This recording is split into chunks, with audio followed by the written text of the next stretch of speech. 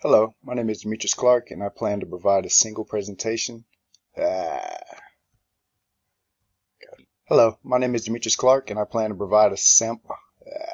Hello, my name is Demetrius Clark, and I plan to provide a simple presentation on how a typical cloud provider operates. First, we should have a definition of what a cloud is. A cloud can be easily defined as another word for the internet. Think of the internet as a virtual space connecting users across the world, like a cloud sharing information through various networks. The cloud allows us to share resources, software, and information through a network that is stored on virtual servers, maintained and controlled by a cloud provider. The most common cloud-based services provided are IaaS, which is infrastructure as a service.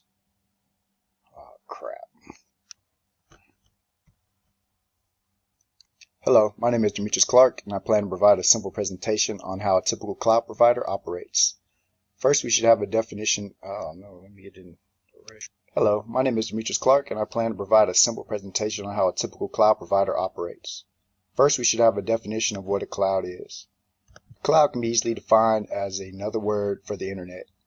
Think of the internet as a virtual space connecting users across the world, like a cloud sharing information through various networks. The cloud allows us to share resources, software, and information through a network that is stored on virtual servers and maintained and controlled by a cloud provider. So the common cloud-based services that are out there are IaaS, SaaS, PaaS. IaaS is an infrastructure as a service, SaaS is software as a service, and PaaS platform is a platform as a service.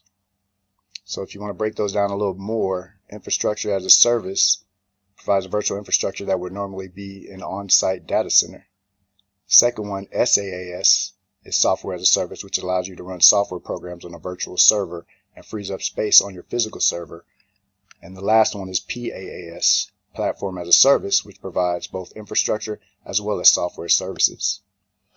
Cloud providers have the capabilities to enhance performance, storage capacity, and maintain proper resource management. Cloud providers offer their services by different types of subscriptions. Some may offer a free trial period and then charge a monthly or quarterly payment plan. They may even offer limited time specials.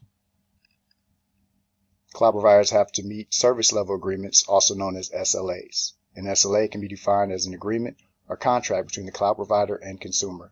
This is an area where you want to read the fine print and make sure you're getting the services you require. Cloud providers have to maintain compliance and configuration. This ties into the commitment expected in the SLA agreement.